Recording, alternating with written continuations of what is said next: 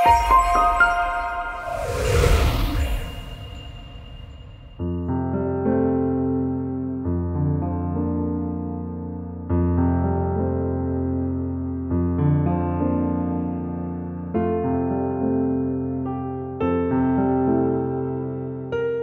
is one great central truth to be kept ever before the mind in the searching of the Scriptures: Christ and Him crucified. Every other truth is invested with influence and power corresponding to its relation to this theme. It is only in the light of the cross that we can discern the exalted character of the law of God. The soul, palsied by sin, can be endowed with life only through the work wrought out upon the cross by the author of our salvation.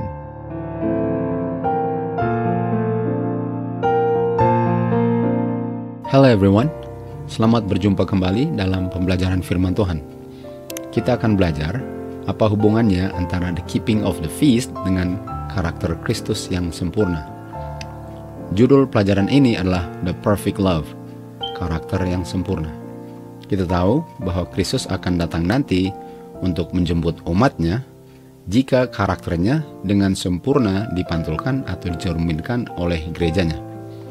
Pertanyaannya, apa caranya yang Bapa dengan Anak sudah rencanakan untuk mengembalikan karakter manusia yang sudah berdosa agar menjadi sempurna sama dengan karakternya?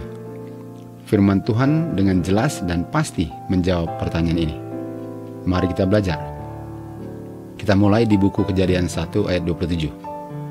Waktu Adam dan Hawa diciptakan, mereka diciptakan serupa dengan image-nya God. Kata image adalah a representative figure. Kristus adalah the express image dari Bapanya. Dan arti kata image adalah figure, yaitu karakter. Artinya, waktu Adam dan Hawa diciptakan, mereka diciptakan serupa dengan karakternya Bapa dan Anak.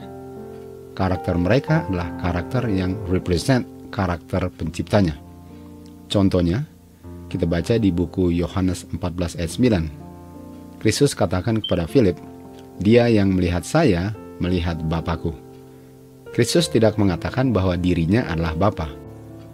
Tetapi yang dilihat Philip ialah karakternya Bapa.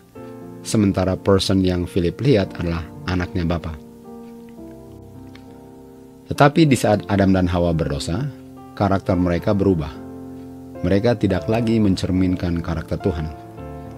Mereka tidak mencerminkan lagi kemuliaannya Tuhan. Dan hal ini disebabkan oleh pelanggaran mereka. Jadi pertanyaannya, apa yang mereka langgar sehingga karakter mereka berubah dan tidak lagi mencerminkan karakter atau image-nya God? Roh Nubuat mengajarkan bahwa hukum Tuhan mengungkapkan karakternya. 10 hukum yang ditulis dengan jarinya Tuhan dan hukum Musa yang ditulis di buku pertama Alkitab, Kejadian, Keluaran, Imamat, Bilangan, dan Ulangan, adalah pengungkapan karakter Tuhan yang sempurna. Walaupun hanya tertulis, namun tulisan itu adalah pengungkapan karakter yang mulia dan sempurna. Dan karakternya diungkapkan di dalam kehidupannya Kristus. Itulah sebabnya Kristus mengatakan bahwa Musa menulis tentang dia. Dengan menolak tulisan-tulisannya Musa, orang-orang Farisi sebenarnya menolak Kristus. Dan dengan menolak Kristus, mereka juga sebenarnya menolak tulisan-tulisan Musa. Untuk menolak the law of Moses dengan statutes dengan judgments-nya, kita menolak Kristus. Karena tulisan-tulisannya mengungkapkan Kristus. Sehingga dengan menolak tulisan-tulisannya, kita tanpa sadar menolak 10 hukum.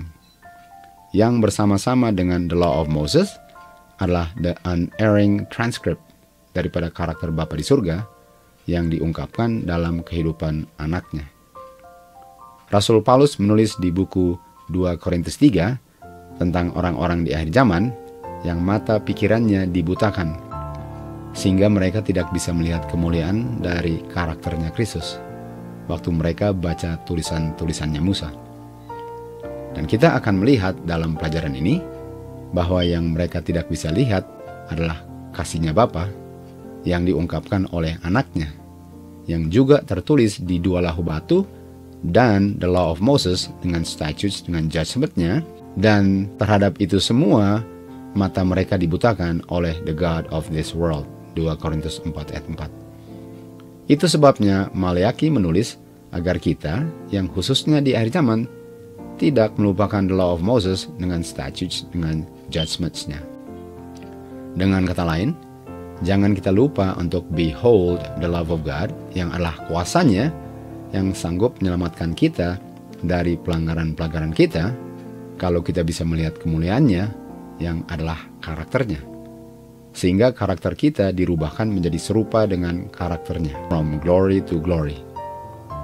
Lebih sering kita memandangnya, lebih mirip kita menjadi seperti karakternya.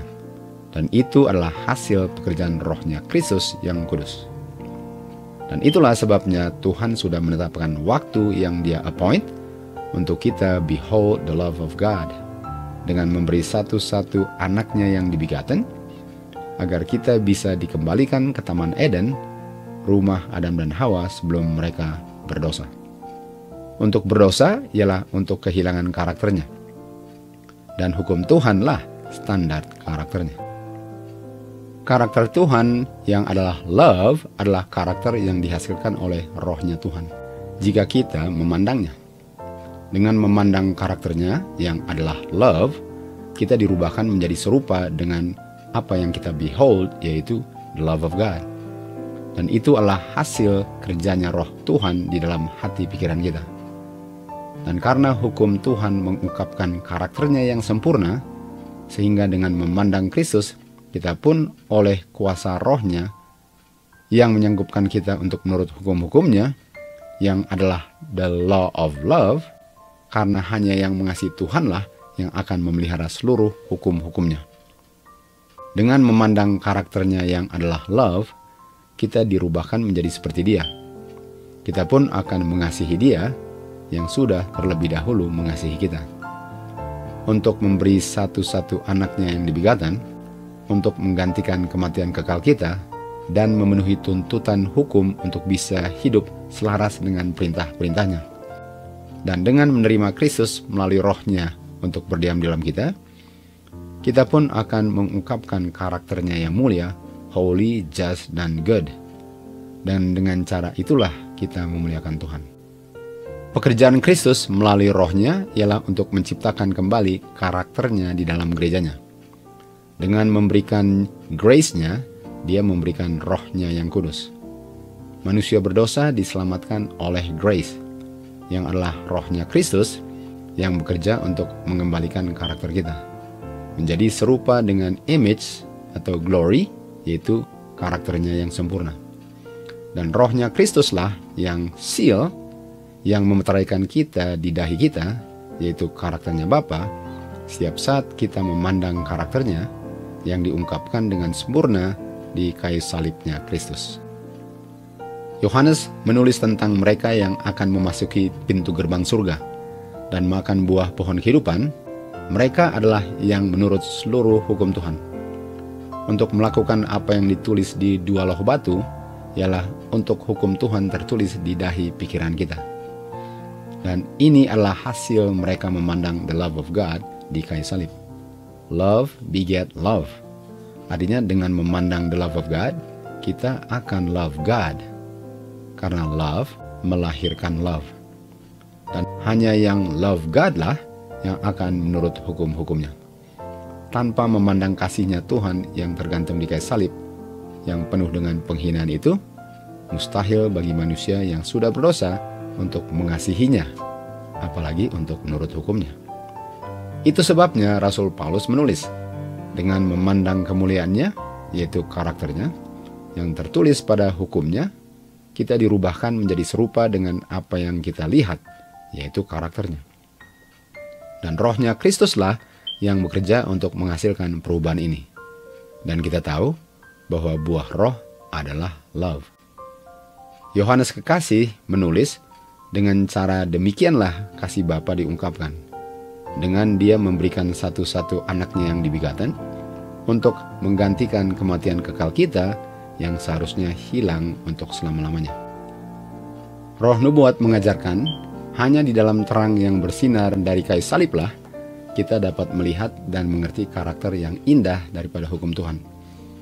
Untuk tidak bisa melihat sinar yang bersinar dari kayu salib, ialah untuk dibutakan oleh the God of this world, sehingga kuasa Injil yang sanggup untuk menyelamatkan kita dari dosa-dosa kita ditolak. Kasih Bapa yang tidak ada tandingannya diungkapkan pada kematian anaknya di kayu salib. Dan hal ini sepatutnya membangkitkan rasa syukur yang dipenuhi dengan kasih kepadanya untuk tidak tertarik lagi untuk melanggar hukum-hukumnya. Dan dia yang percaya akan dirubahkan dari setiap pandangannya ke kayu salib, yang adalah pengungkapan kasih Bapa terhadap manusia berdosa, untuk menjadi serupa dengan karakternya yang dilihat dengan jelas di kayu salib penghinaannya Kristus di Golgota. Dengan memandang kayu salib, yang kita lihat adalah the moral law atau 10 hukum. Hukum Tuhan menuntut kematian dari pelanggar hukum Tuhan, karena dia sudah tidak hidup sesuai dengan perintah-perintahnya.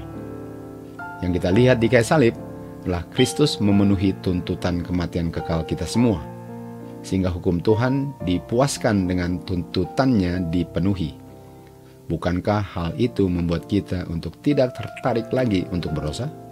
Setelah kita melihat apa yang Kristus sudah lakukan bagi kita, agar kita dapat memperoleh kehidupan kekal di dalam kerajaan semesta alam Bapanya untuk selama-lamanya. Dengan melihat kasih-Nya, yang kita lihat adalah kasih-Nya yang sempurna atau the perfect love. Perfect karena hukumnya sempurna, karakternya sempurna, sehingga love-Nya juga sempurna. Perfect love. Dan dengan memandang the perfect love-Nya, kita pun dirubahkan menjadi serupa dengan Dia. Kita pun memiliki the perfect love yang diungkapkan di dalam kehidupan kita sehari-hari. Kehidupan kita dipenuhi dengan damai surgawi, sekalipun kita hidupnya di tengah-tengah badai yang selalu menggoda kita untuk memenuhi rasa takut, rasa cemar, dan rasa khawatir. Umat Tuhan tidak mengenal rasa takut. Kehidupan mereka sepenuhnya di tangan Tuhan. Perfect love casted out fear. Hanya yang memiliki the perfect love inilah yang akan dimeteraikan karakter Bapa di dahinya. Bagi kita semua yang sudah berdosa, karakter kita perlu di-cleanse atau dibersihkan dengan dicuci bersih oleh firman Tuhan yang dilambangkan oleh air yang bersih. Sehingga gerejanya Kristus menjadi gereja yang mulia, tanpa cacat noda, kudus, dan tanpa cemar. Jadi air yang adalah lambang roh Tuhan dibutuhkan untuk membersihkan kita semua agar kita menjadi bersih. Air itu juga dibutuhkan untuk memberikan power kepada mereka yang sudah bersih, agar mereka dapat mengabarkan Injil ke seluruh dunia sebagaimana murid-murid di hari Pentakost. Dan hanya yang dimeteraikan oleh Roh Kuduslah yang akan menyerukan dengan suara yang nyaring kabaran malaikat ketiga ke seluruh dunia, sebelum pintu kasihan tertutup untuk setiap manusia di bumi ini. Tetapi untuk dimeteraikan, karakter mereka harus kedapatan tanpa satu cacat noda. Dan untuk dibersihkan dari setiap cacat noda dosa, mereka perlu untuk menerima hujan yang fungsinya untuk membersihkan mereka dari segala cemar dosa mereka. Dan hanya jika mereka sudah bersih, barulah hujan akhir dicurahkan tanpa batas, sebagaimana murid-murid di hari Pentakost dicurahkan Roh Kudus tanpa batas. Dan itulah sebabnya Kristus menghembuskan nafasnya kepada murid-muridnya di Yohanes 20 ayat 22, yang mana nafas roh kehidupan itu adalah tetesan-tetesan hujan yang akan membersihkan karakter mereka sebelum hujan deras, hujan akhir yang dicurahkan di hari Pentakost.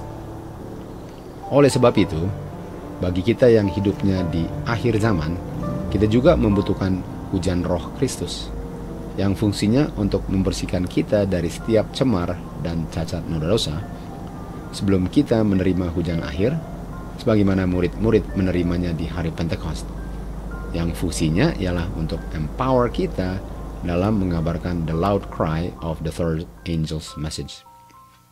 Jadi apa yang murid-murid lakukan sebelum mereka menerima hujan deras Roh Kudus di hari Pentakost? Yang mereka lakukan ialah mereka assemble together, saling merendahkan diri antara satu dengan yang lain, mengakui dosa-dosa mereka, satu dalam tujuan, di dalam satu ruangan.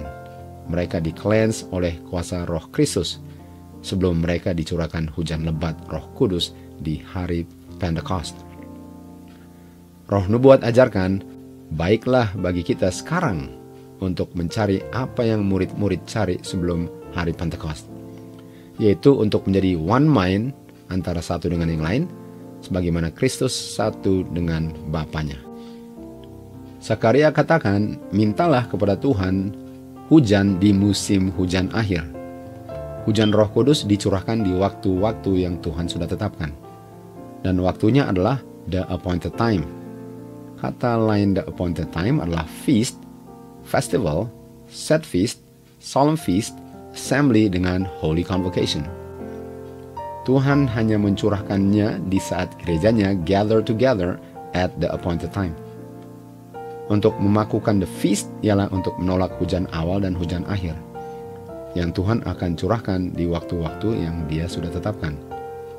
Itulah sebabnya Rasul Paulus mengatakan, let us keep the feast. Walaupun banyak orang mengartikan itu sebagai let us not keep the feast. Janganlah menambah satu kata not, sebagaimana setan melalui ular menambahkan satu kata not di Taman Eden. Dari ye shall surely die menjadi ye shall not surely die. Rasul Paulus dengan sangat jelas mengatakan, let us keep the feast.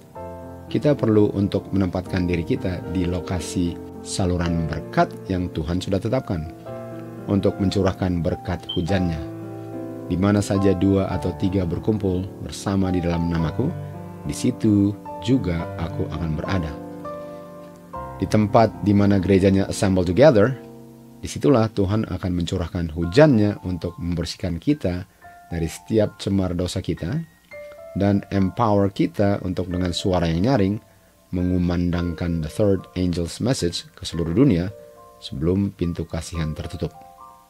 Hujan hanya akan dicurahkan di waktu kita gather together pada waktu-waktu yang Tuhan sudah tetapkan. Harian, evening dengan morning worship, mingguan, hari Sabat, hari ke-7, bulanan, hari bulan baru atau new moon, dan tahunan, mulai dengan hari Passover sampai hari terakhir, the Feast of Tabernacle. Feast ini Tuhan sudah tetapkan, khususnya bagi kita yang hidupnya di akhir zaman, agar kita bisa dipersiapkan untuk memasuki the time of Jacob's trouble nanti, dan menjemput kedatangannya Kristus di awan-awan. Zephaniah katakan, berkumpul bersama-sama, gather together, sebagaimana murid-murid gather together sebelum hari Pentakost. Berkumpullah sebelum undang-undang diundang-undangkan. Sebelum 7 tulah dicurahkan, carilah karakternya, seek righteousness. Pandanglah the love of God di kayu salib, agar kamu nanti akan disembunyikan waktu tulah-tulah mulai dicurahkan. Kita sudah belajar bahwa orang-orang yang tidak mau gather together at God's appointed time tidak akan dicurahkan hujan awal dan hujan akhir, dan mereka akan menerima the 7 last plagues. Janganlah kita lalai untuk assemble together, khususnya sekarang, di mana kita sudah melihat tetesan-tetesan tulah dicurahkan sebelum pintu kasihan tertutup. Fungsi daripada gatherings ini ialah untuk karakter kita dirubahkan oleh kuasa Roh Kudus Kristus menjadi serupa dengan karakter Bapa yang kita lihat di kayu salibnya Kristus, yaitu the love of God atau the perfect love of God. Itulah sebabnya Tuhan mengajarkan agar kita assemble pada waktu-waktu yang Dia sudah tetapkan untuk membina karakter perfect love yang adalah the fruit of the Spirit. Karena Roh Kuduslah yang memeteraikan kita di dahi. Dan Roh Kudus dilambangkan oleh hujan. Itulah sebabnya penting sekali agar kita gather together sekarang untuk dimeteraikan karakter Bapa di dahi kita, sebelum kita memasuki the time of Jacob's trouble yang sudah sangat dekat di depan kita. Kita tidak akan berada di sana nanti, jikalau kita tidak melakukan apa yang Tuhan sudah tetapkan untuk kita lakukan di sini sekarang. Karena apa yang kita lakukan di sini sekarang akan membuat kita fit untuk kita lakukan di sana nanti. Dari sabat ke sabat dan dari bulan baru ke bulan baru, kita akan worship God dan give praise and thanksgiving forever and ever. Kristus dengan suatu kerinduan yang besar menunggu dengan sabar dirinya diungkapkan di dalam gerejanya. Di saat karakternya dengan sempurna dimiliki umat-umatnya, barulah dia akan datang untuk menjemput gerejanya untuk dibawa ke rumah Bapanya di surga. Itu sebabnya Kristus ingin untuk mencurahkan rohnya yang kudus sekarang, yang dilambangkan oleh hujan awal dan hujan akhir, agar gerejanya menjadi perfect sebagaimana dia pun perfect. Dan di waktu-waktu kita gather together lah dia mencurahkan hujannya, agar image kita dikembalikan menjadi serupa dengan karakternya from glory to glory. Carilah terlebih dahulu karakternya yang sempurna, yang dia sudah tetapkan untuk dapat kita temukan when we gather together at the appointed feast times, sebelum terlambat. Biarlah semua menghadiri pertemuan-pertemuan tahunan ini, atau the yearly feast. Datanglah menghadiri pertemuan-pertemuan ini untuk menemukan Yesus. Dia akan datang melalui rohnya yang kudus ke pertemuan-pertemuan feast ini. Dia akan hadir. Dia siap untuk mencurahkan berkat surgawi yang jauh lebih berharga dari kekayaan dan kepelisiran dunia ini. Marilah kita keep the feast, di mana kita akan menerima berkat yang Tuhan sudah siapkan bagi kita yang menghadirinya. Disinilah Tuhan akan mencurahkan hujan awal dan hujan akhirnya, agar karakternya dengan sempurna dicerminkan di dalam gerejanya. Carilah Tuhan sementara dia masih bisa ditemukan, dan dia akan ditemukannya di tempat-tempat pertemuan harian, mingguan, bulanan, dan tahunan. Dia akan menghadiri the feast ini, dan dia siap untuk mencurahkan rohnya, sehingga gerejanya akan menjadi gereja yang mulia, tanpa cacat noda dosa, dan tanpa cemar, kudus, dan mulia.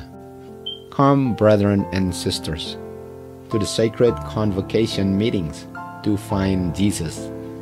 He will come to the feast. To God be the glory.